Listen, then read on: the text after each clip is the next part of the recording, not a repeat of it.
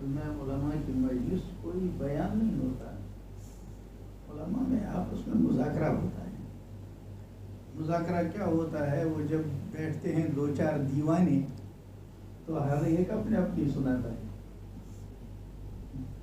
کیونکہ وہ لوگ ذمہ دار ہوتے ہیں، وہ لوگ طلباء ہیں نہیں ان کو کوئی نصیحت کرے گا، اور اگر کرے گا کوئی نصیحت اس کا مقام بہت بڑا ہونا چاہیے۔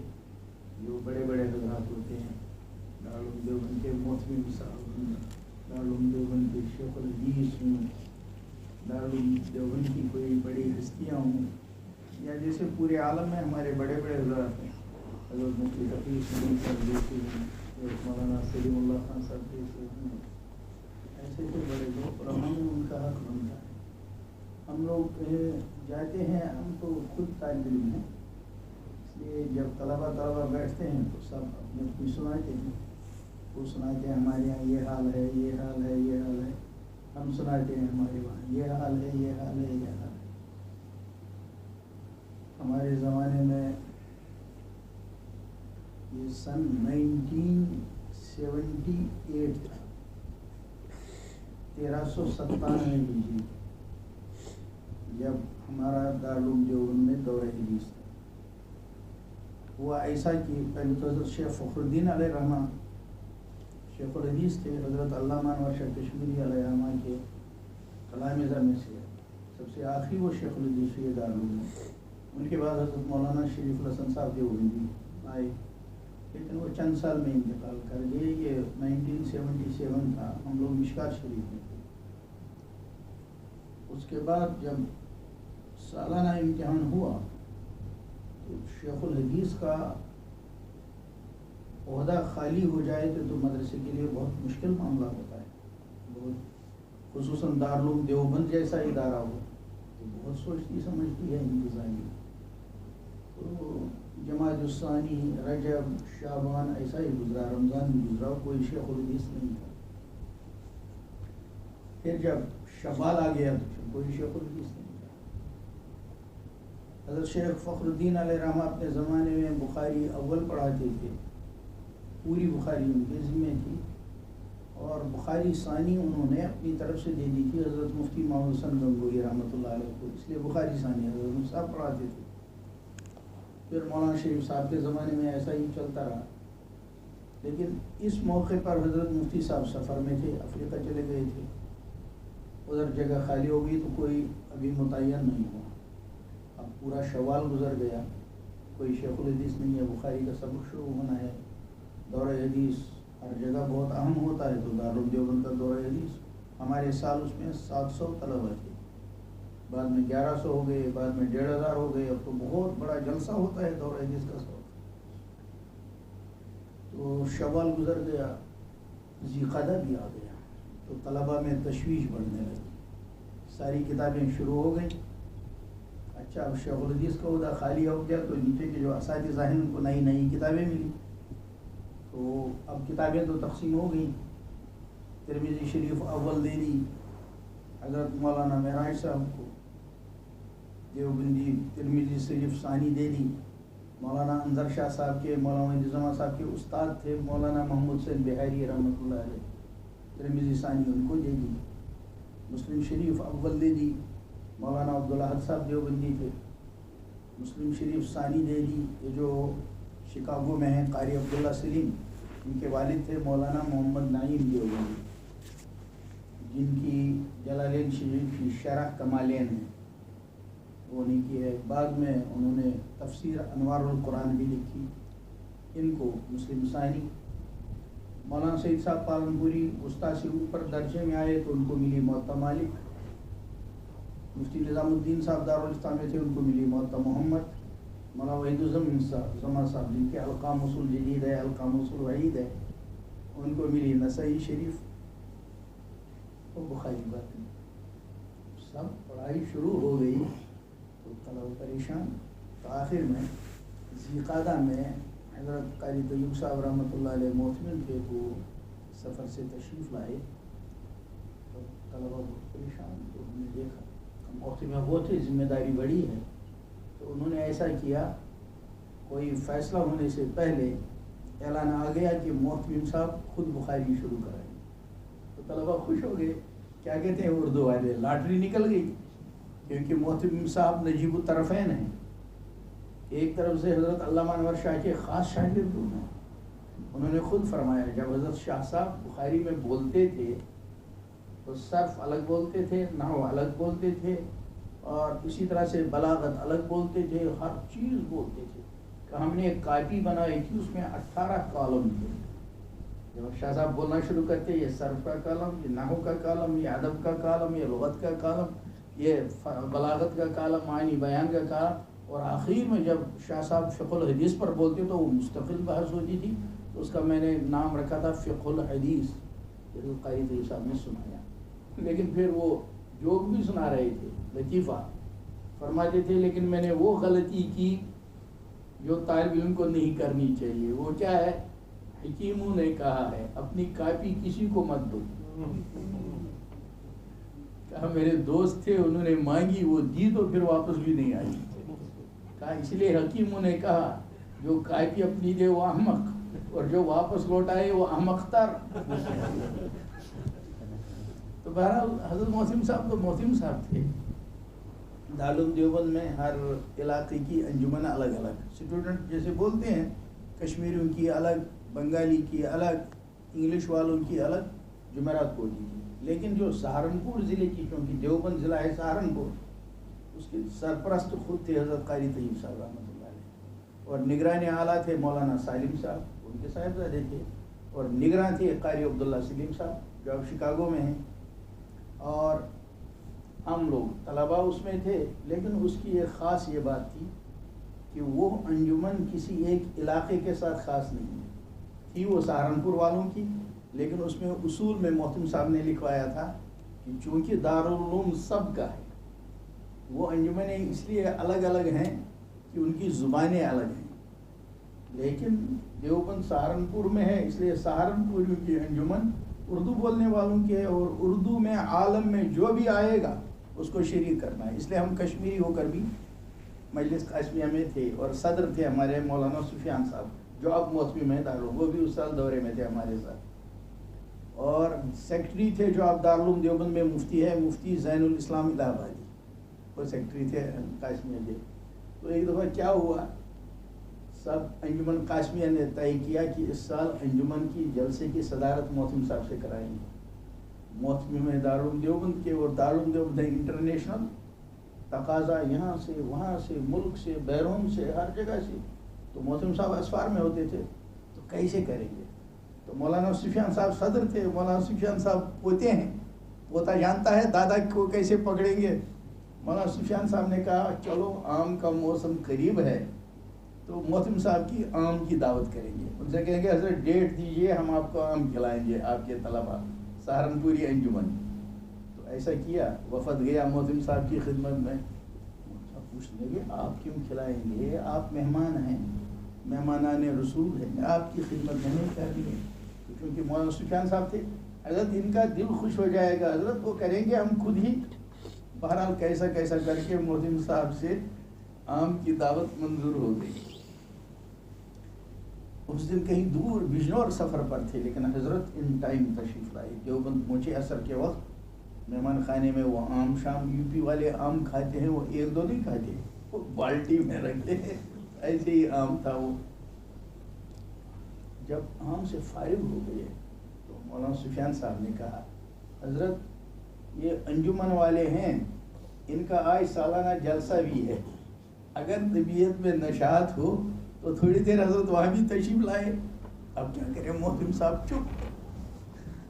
تھوڑی دیر سوچ کے کہا ٹھیک ہے, نماز کے بعد میں حاضر ہوتا ہوں. اللہ کا شکر ہے اس دن بھی میں جلسے کا اناؤنسر تھا, 2 ٹائم میں اناؤنسر رہا. حضرت محتمم صاحب کی صدارت میں ایک اس دن رہا, اور ایک جب علامہ بن نوری کا انتقال ہو گیا تو ہم دورہ حدیث میں تھے. دورہ حدیث کے طلباء نے کہا کہ ہم جلسہ کریں گے, تعزیتی جلسہ. علامہ بن نوری کا تو کراچی میں انتقال ہوا, لیکن وہ دارالعلوم کے فرزند ہیں, تو دار اور حدیث کے خادم ہیں, تو دارالحدیث میں جلسہ ہوا.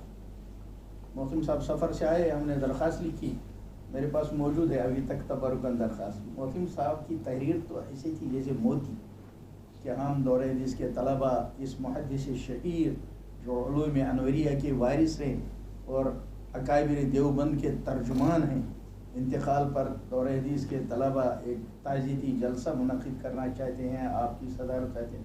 حضرت نے نیچے لکھا حباً و کرامت، اور نیچے دستخط کے محمد طیب محتمم دارالعلوم دیوبند۔ میں نے وہ اپنے پاس تبرک کر رکھا ہے، بہت خوشی ہوئی جب ان تو جب یہاں اس وقت محتم صاحب کی اناؤنسری کا ہم نے اعلان کیا کہ اب حضرت محتم صاحب تشریف فرما ہے، انجمن کا جلسہ ہے، اس لیے ہم بچوں کا کیا پروگرام ہوگا سب کچھ تو محتم صاحب ہیں۔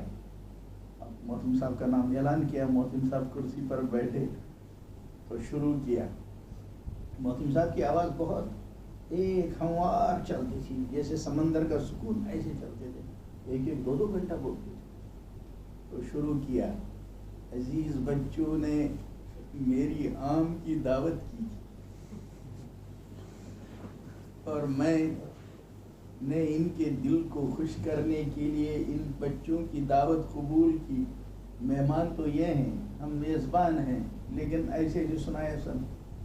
پھر کہنے لگے اب عام کی دعوت کھانے کے بعد انہوں نے حکم فرمایا کہ جلسہ بھی ہے، تشریف لائیں۔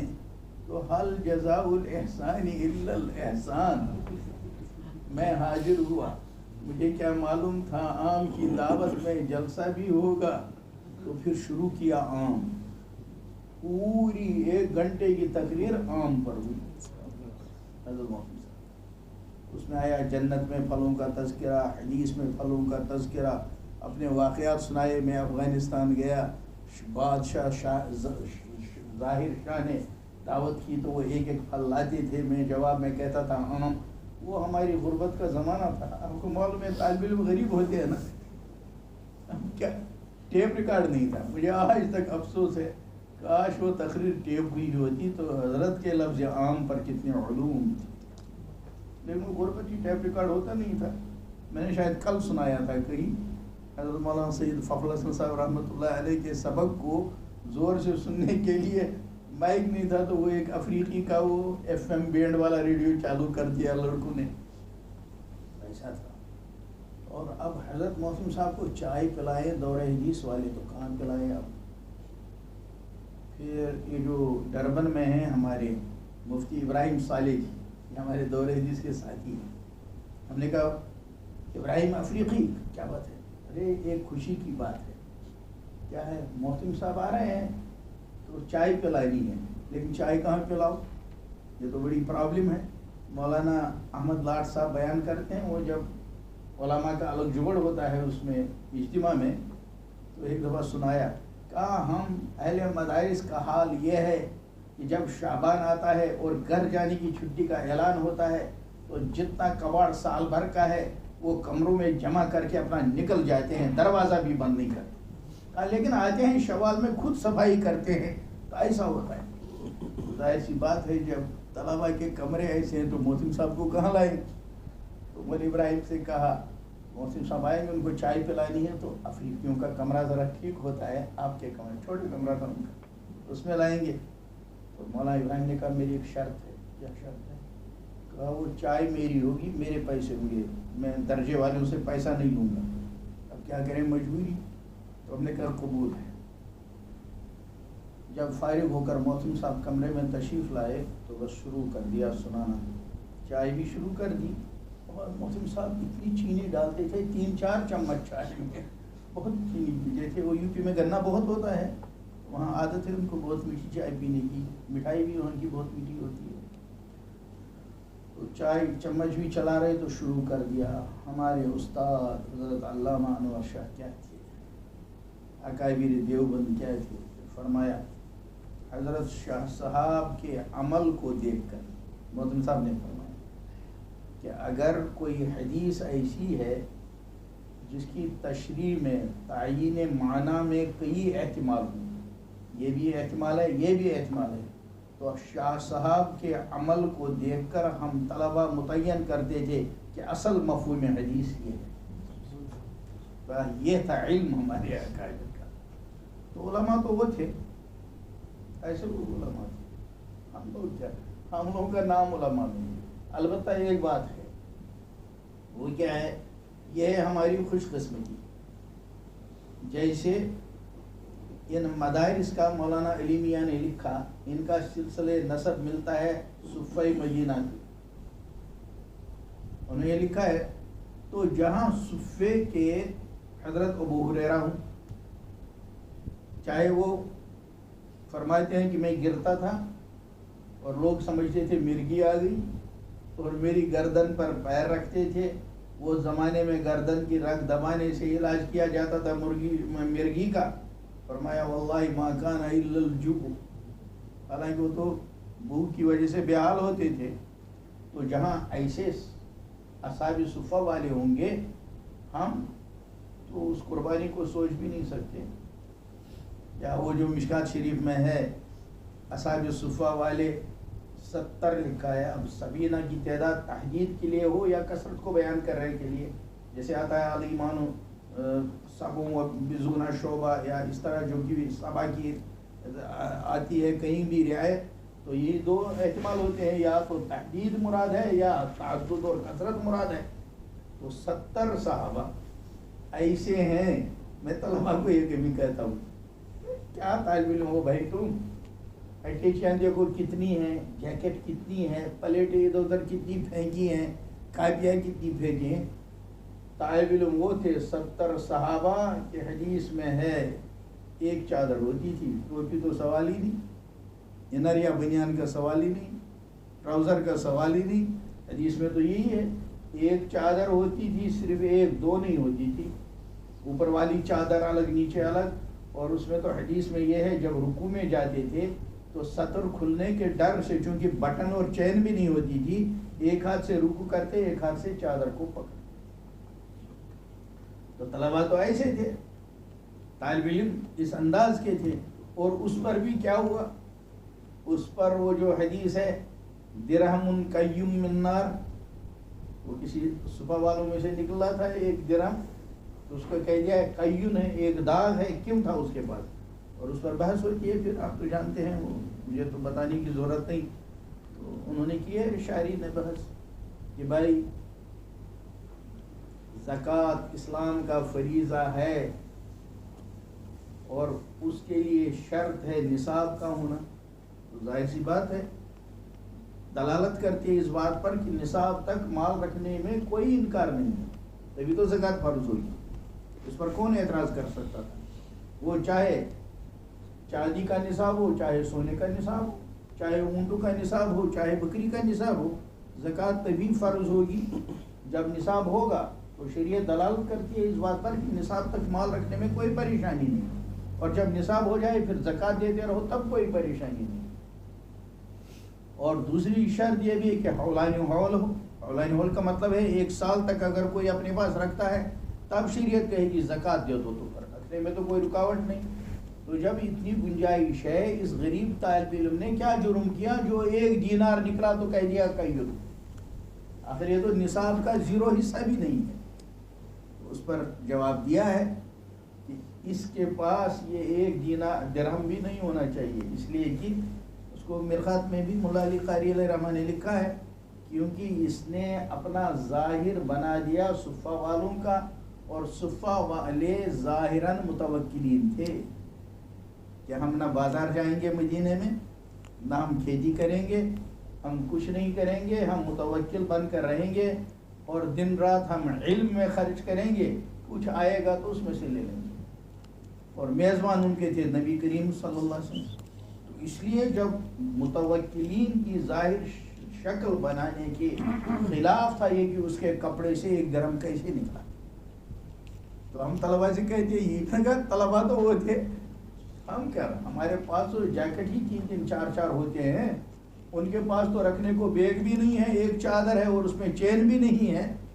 تو اس حال میں، اور ہم تو گھر والوں سے 1000 روپیہ لیتے ہیں خرچہ کے لیے مہینہ، اور گھر والوں کو بہت تنگی بھی ہوتی ہے لیکن بچوں کے لیے رکھتے ہیں. تو ہم طلبا سے یہ بات کہتے ہیں.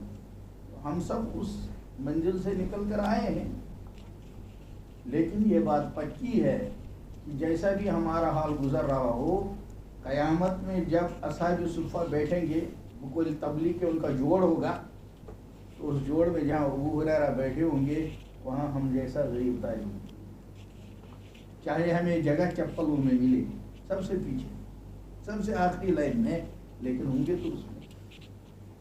تو جیسے طلباء کے معاملہ ہے ایسے علماء کا ہے. جہاں بڑے بڑے ہمارے اکابر علماء ہوں گے، اکابر صحابہ ہوں گے، فقہائے مدینہ ہوں گے، اور خلفائے راشدین تو سب کچھ تھے، جامع تھے.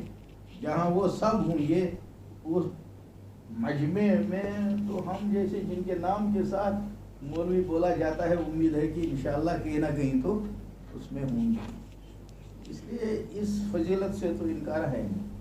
اچھا، آج کل وہ واٹس ایپ میں، اس کو سوشل میڈیا کہتے ہیں، بہت چلتا ہے، ہندوستان میں بہت چلتا ہے.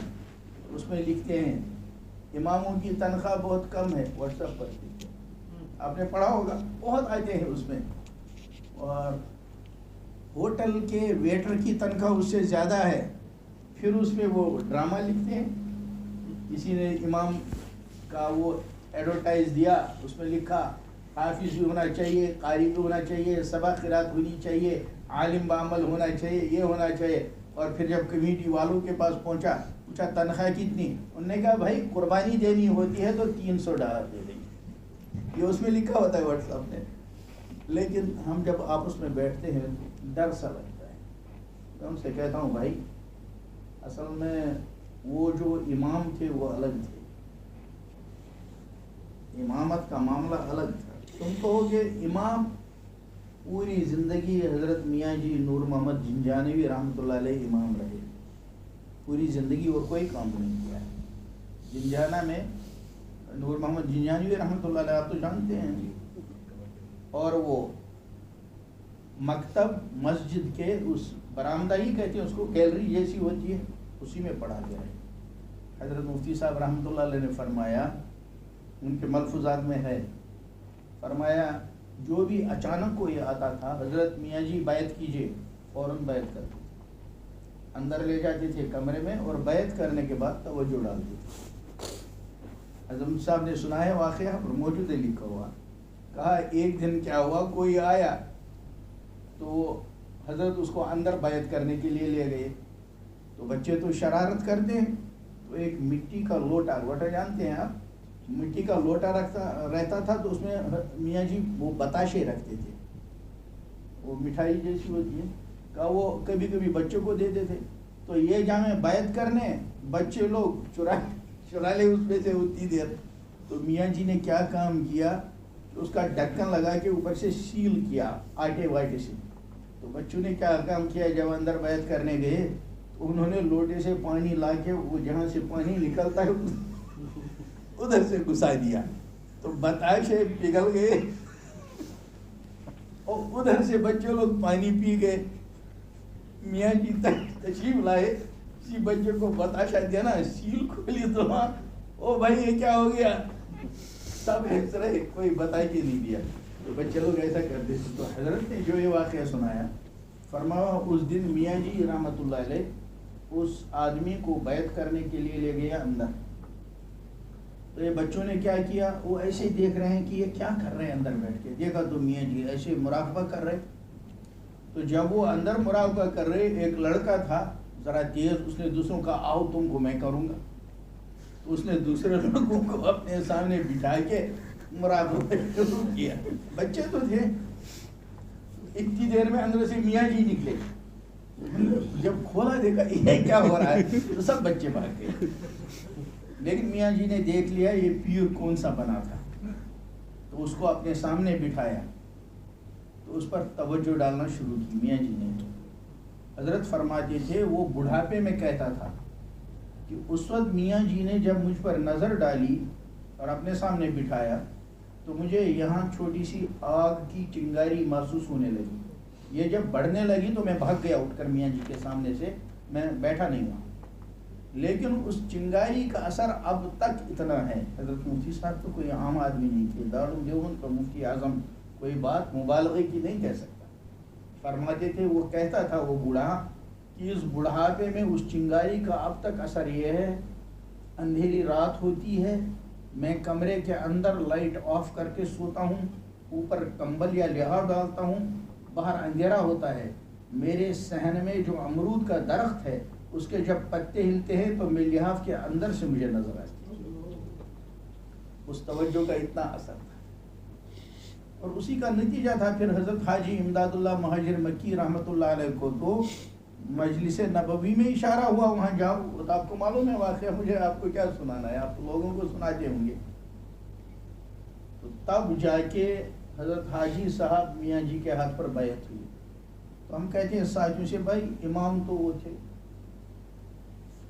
ایسے امام, ایسے مکتب والے, ایسے میاں جی والے جو قاسم العلوم والخیرات امام نانوتوی کے پیر بنے, جو قطب الارشاد مولانا رشید احمد گنگوہی کے پیر بنے, وہ حاجی امداد اللہ مہاجر مکی اگر رجوع کرائے گئے تو اس امام کی طرف. امام ویسے تھے جیسے ہم ہیں ایسے ہماری امامت, جیسے ہم ہیں ایسا ہمارا علم, جیسے ہم ہیں ایسے ہمارے مسائل. لیکن بھائی ڈر لگتا ہے یہ کہتے ہوئے, جب اللہ نے ہماری اتنے کمزور ہونے کے باوجود, کم علم ہونے کے باوجود, کم عمل ہونے کے باوجود, کم تقوی ہونے کے باوجود, کم روحانیت ہونے کے باوجود, جب اللہ نے ہم کو ان مدرسوں, مکتبوں اور مسجدوں سے جوڑ دیا, ہمیں سمجھنا چاہیے اللہ کرنا تھا ہمیں فی سبیل اللہ, لیکن ہم مجبور ہیں. یہ زمانہ ایسا ہے جس میں آدمی دو کام نہیں کر پاتا, ورنہ ہم میں سے اکثر کا یہی جذبہ رہا ہوگا طالب علم میں, کمائیں گے اپنا, دین کا کام کریں گے فی سبیل اللہ. اکثر طالب علم کے زمانے میں آپ کا بھی جذبہ یہ رہا ہوگا, ہمارا بھی تھا. لیکن دور ایسا گزر رہا ہے, کوئی آدمی تب تک کوئی کام نہیں کر پاتا جب تک 24 آورز وہ ان کے ساتھ نہیں ملتا. ہمارے یہاں تو دن میں دکاندار تاجر بیچتے رہتے ہیں, شام کو پھر وہ بیگ لے کر اور وہ کھاتا, اس کو بولتے ہیں کھاتا بک لے کر آدھی رات تک گھر والے کہتے ہیں کھانا کھاؤ, ٹھہرو میرا حساب اٹکا ہوا ہے. دن رات اسی میں لگتا ہے, تب 4 پیسے ملتے ہیں. تو کہاں ایسا ہوگا ایک طرف سے ہم وہ کریں تو دوسری طرف ہم دین کا کام کریں, مشکل ہے. لیکن اس سب کے باوجود اللہ تعالیٰ نے ہم کو لگا رکھا ہے, اور اس میں کوئی شک نہیں. اس کے بغیر کوئی لائن ہے لائن ہی. تو اس لیے ایسے میں پورے عالم میں مسائل الگ الگ ہیں, ہر جگہ کے مسائل الگ, اور ہر لوگوں کی زندگی ہے مجاہدہ. جب مدرسوں میں پڑھتے تھے یہاں والوں کا تو زیادہ مجاہدہ ہے, ہم لوگوں کو وہاں مجاہدہ ہوتا تھا. ہم لوگ چاول کھاتے ہیں, دیوبند جا کے وہ نان کھانا پڑتا تھا. اب اس میں نان جب بنتا ہے وہ کنارہ تو کچا ہوتا ہے نا, بیچ والا پکا ہوتا ہے. تو آدھے تو اس کے پیٹ کو لے کے بیٹھتے ہیں, پہلے اٹھو درجے میں کہتے ہیں رات سے نان نے خراب کر دیا. تو اس زمانے میں وہ ہوتا ہے مجاہدہ. پھر آگے بڑھیں گے تو پھر اور مجاہدہ مسائل. آپ لوگوں کے یہاں کا اسٹینڈرڈ اور وہاں کا اسٹینڈرڈ, کسی کو سہارنپور کی گلی میں بیٹھ بسنا پڑے, کسی مکان میں مطبخ میں رہنا پڑے, بڑا مجاہدہ ہے. گجرات کے مدارس, تو گجرات میں میرے کئی بچے پڑھے, میں ان سے کہتا ہوں یار تم لوگ گجرات میں ہائی فائی بن کر آئے, کیسے کام کرو گے تم تو اپنی پلیٹ بھی نہیں دھوتے. وہاں ہوتے ہیں نا وہ پتہ نہیں ان کو کیا دبلے یا اگلے کہتے ہیں, وہ خدمت کرتے ہیں وہاں, طلبہ کچھ نہیں کرتے. مگر جب تم نے کچھ کیا نہیں تو کرو گے کیسے دین کا کام, میرے اپنے بچے. اب تو ہائی فائی زندگی ہے, تو کیا دین کی ہم قربانی اتنی دے سکیں گے. اس کے باوجود اللہ تعالیٰ کام لے رہا ہے, اور یہ زندگی مجاہدے کی ہے.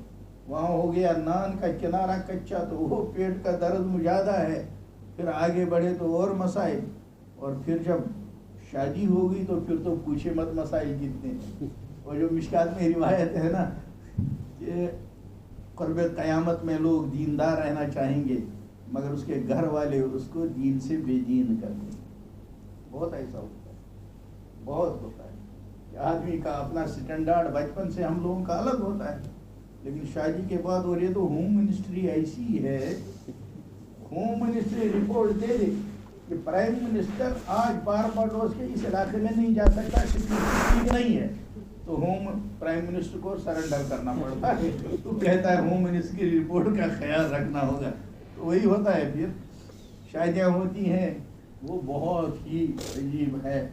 وہ کہتے تھے قاری ظہیر صاحب رحمۃ اللہ علیہ فرماتے تھے کہ حضرت مولانا الیاس صاحب رحمۃ اللہ علیہ کی اہلیہ چونکہ مالدار تھی تو پھر میاں جی آتے تھے، میاں جی پتہ نہیں کیا نام بتاتے ان کا، کرامت یا کیا نام تھا، کہا جب پیسہ ختم ہوتا تھا تو ان سے کہتے تھے ذرا ہمارے گھر جا کر پردے میں تھوڑی ترغیب دے دو.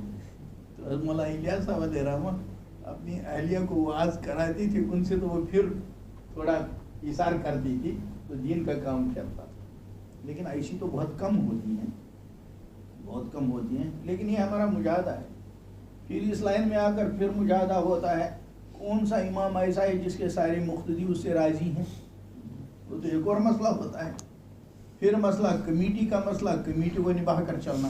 ہم جب دارالعلوم دیوبند سے فارغ ہو گئے تو حضرت محتم صاحب سے ملنے گئے، قاری طیب صاحب علیہ رحمۃ سے. حضرت کوئی نصیحت فرمائی، فرمانے لگے جاؤ دین کا کام کرو گے، ایک بات کا خیال رکھنا، جہاں کام کرنے کا موقع ملے تو جو ظاہری مراتب والے ہیں وہ جس حال میں بھی ہوں ان کے ظاہری مرتبے کا خیال کرنا. ہم نے عرض کیا حضرت بات سمجھ میں نہیں آئی، آپ کیا فرمانا چاہیے؟ پھر فرمایا آپ جاؤ گے، آپ کی کمیٹی کا پریزیڈنٹ بغیر داڑھی کے ہو سکتا ہے، آپ کی کمیٹی کا سیکرٹری بغیر ٹوپی کے ہو سکتا ہے. تو یہ ظاہری عہدے ہیں نظم و ضبط کے لیے، اس کو آپ کی لغت میں کہیں گے ڈسپلن کے لیے. ان عہدوں کی رعایت بہت ضروری ہے، کیونکہ آپ کو دین کا کام کرنا ہے. اگر آپ نے اس کی رعایت نہیں کی تو آپ اپنا دین کا کام نہیں کریں گے، اور اگر آپ نے رعایت کی تو آپ دل میں یہ جذبہ رکھیں میں ان کو آہستہ آہستہ بدلوں گا، تو آپ کے ذریعے سے ان کی زندگی میں تبدیلی آئے. لیکن اس کو سمجھ میں نہیں آتا تھا. دوسرا جملہ حضرت محتم صاحب نے فرمایا تھا اپنا انداز مثبت رکھنا ہے، پازیٹو. کیونکہ طالب علم تھے، ابھی سمجھتے نہیں تھے حضرت کیا فرما رہے. حضرت تو بہت بڑے آدمی تھے. ہم نے کہا حضرت تھوڑی سی تشریح کیجیے مثبت. فرمانے لگے دیکھو کبھی اہل بدعت کے علاقے میں جاؤ، تم دیکھو وہ لوگ وہاں کے جاہل کبھی قبر پر جھکتے ہیں، تو مثبت انداز یہ ہے آپ یوں کہو کہ بھائی قبر پر جانا سنت ہے، اور نبی کریم صلی اللہ علیہ وسلم نے قبر پر جانے کے لیے یہ دعا کہی ہے السلام علیکم یا علی القبور من المؤمنین، یہ سارا سنا کے پھر کہو اگر ایک بار سورہ یاسین پڑھی تو 10 قرآنوں کا ثواب ہوگا، تو اور اتنا تم کو ثواب ہوگا. کہ یہ ہوا مثبت. اور ادھر تم نے ابھی ٹچ نہیں کیا. منفی کیا ہوا؟ کہ ہم منفی یہ ہوا کہ اگر تم نے جاتے کہا کیا بدعت کرتے ہو، ایک قبر پر اس طرح کیا جاتا ہے. کہا اگر وہ پہلا والا طریقہ اختیار کیا، کیونکہ اکثر لوگ ایسے کام جہالت سے کرتے ہیں، وہ لوگ ان کاموں کو ہوا دیتے ہیں جن کا اس میں بزنس ہوتا ہے. عام مسلمان تو عدم علم کی وجہ سے ایسا کرتا ہے. یہ حضرت کا ایک دفعہ یہ کیا ہے پیر ذوالفقار صاحب، انہوں نے حیدرآباد میں وہ انٹلیکچوئلز تھے، انجینئرز ڈاکٹرز، اس میں بیان کیا بس یہ 2 ورڈ پازیٹیو اینڈ نیگیٹو. پیر صاحب تو چونکہ انجینئر ہے نا، وہ زیادہ انگریزی پڑھے، ایک دم مجھ سے کہنے لگے مکہ مکرمہ میں ایسے ہی بولتے ہیں کبھی کبھی حضرات فرمائیے.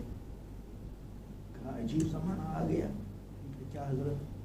کہنے لگے وہ ایک حافظ صاحب مجھ سے بیعت ہوئی تو مجھ سے کہنے لگے کہ حضرت قرآن پاک پڑھتے پڑھتے بھی شیطان آ جاتا ہے. میں نے پوچھا کیسے؟ کہا وہ حفظ کا پارا سنتا ہوں، لڑکا ایسے ہلتا ہے آموختہ سناتا ہے تو کبھی شیطان دل میں ڈالتا ہے یہ لڑکا بہت بیوٹیفل ہے، اس کے چہرے کو دیکھو، اور امرت کو دیکھنا حضرت حرام.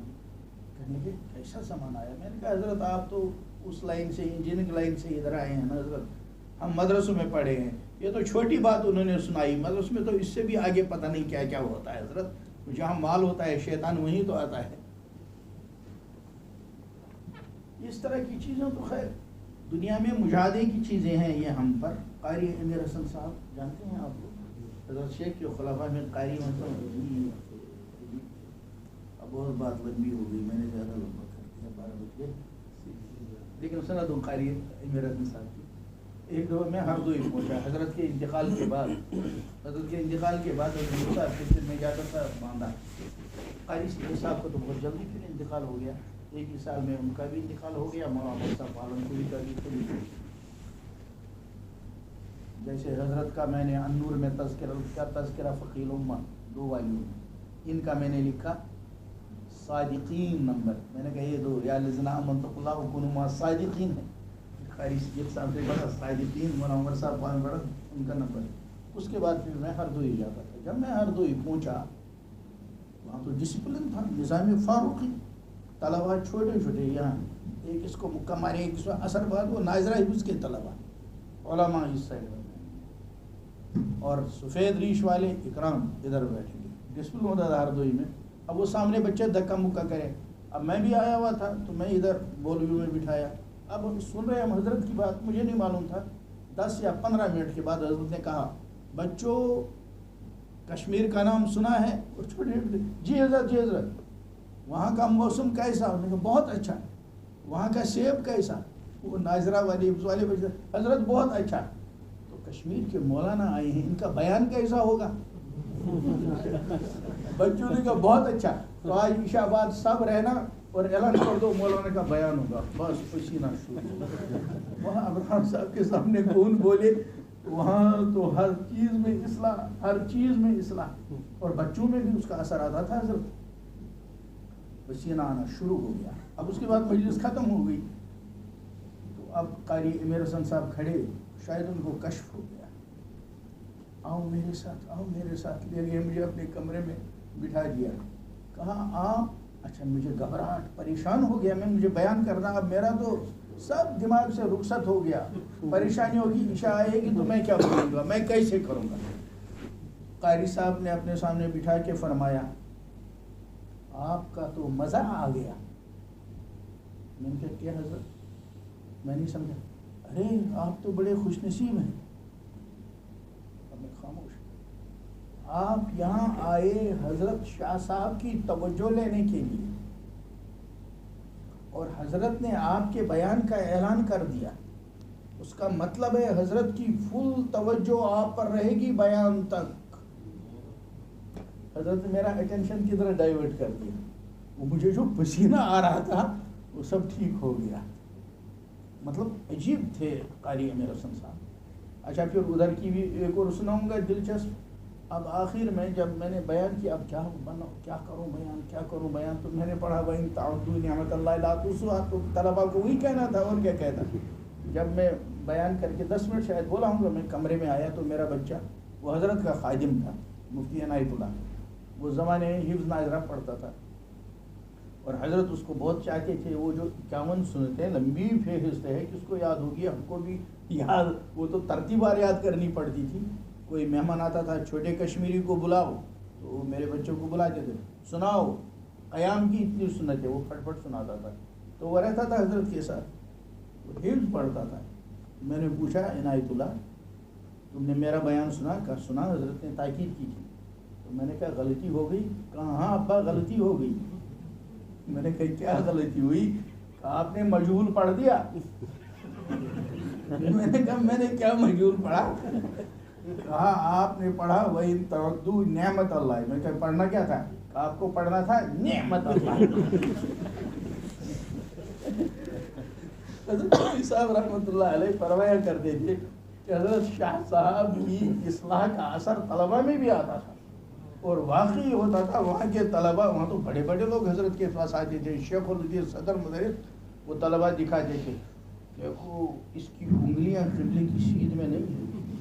طلبہ ایسا تھا وہاں کا ماحول. تو قاری امیر حسن صاحب کشمیر تشریف لائے ایک دفعہ، تو ہمارے اساتذہ اور طلبہ میں بیان کیا. فرمانے لگے اپنی نگاہوں کو 4 چیزوں سے بچائیے.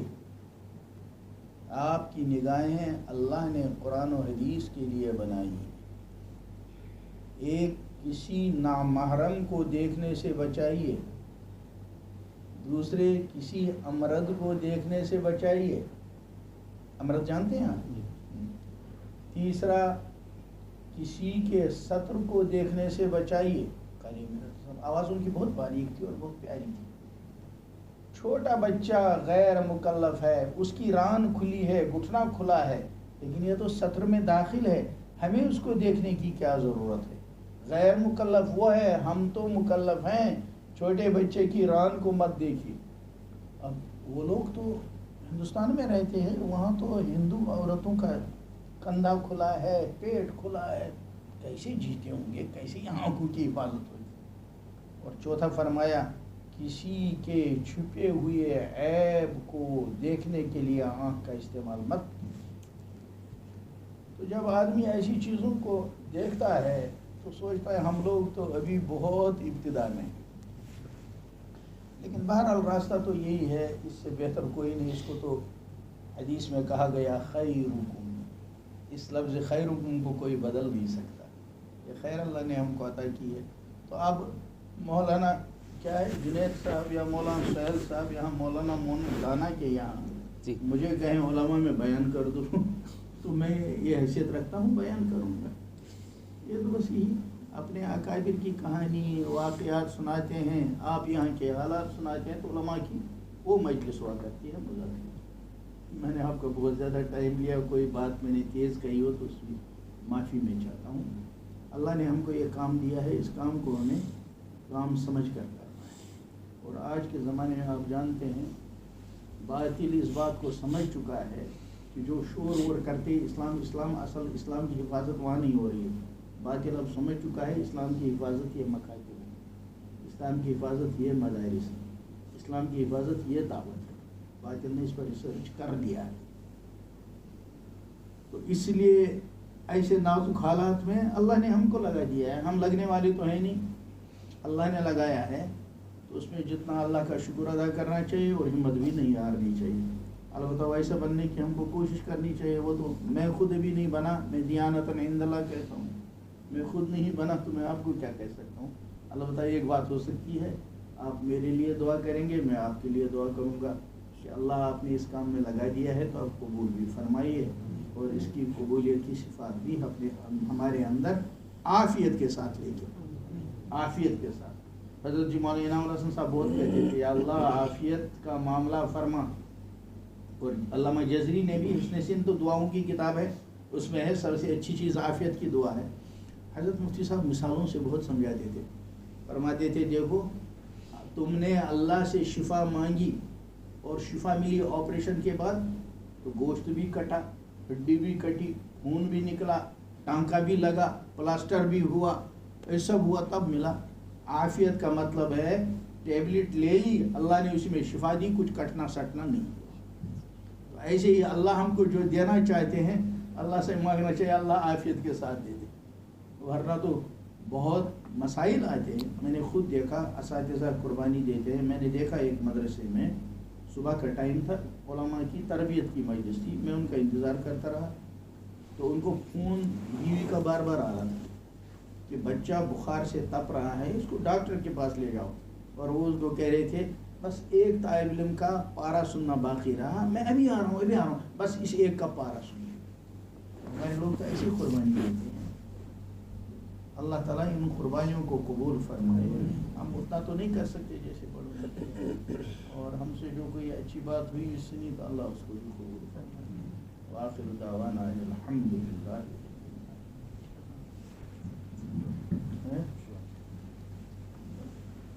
اللهم صل على سيدنا مولانا محمد وعلى آل سيدنا مولانا محمد وأصحاب سيدنا ومولانا محمد وبارك وسلم عليه۔ الحمد لله الذي هدانا لهذا وما كنا لنهتدي لولا أن هدانا الله، سبحانك يا ربنا ما شكرناك حق شكرك، سبحانك يا ربنا ما ذكرناك حق ذكرك، سبحانك يا مولانا ما عرفناك حق معرفتك۔ یا اللہ آپ نے اپنے فضل سے ہم کو اس راہ میں لگا دیا ہے، ہمارے لائق نہ ہونے کے باوجود اللہ آپ ایسے دینے والے ہیں، جب دنیا کے سخی لوگ دے کر واپس لینا اپنے لیے مایوب سمجھتے ہیں، آپ نے تو سخاوت کو پیدا کیا ہے، آپ نے ہم کو اس علم کی راہ کے ساتھ لگا دیا ہے۔ ہم سے کوتاہی ہو جائے، بے ادبی ہو جائے، غفلت ہو جائے، اللہ کبھی محروم نہ فرما۔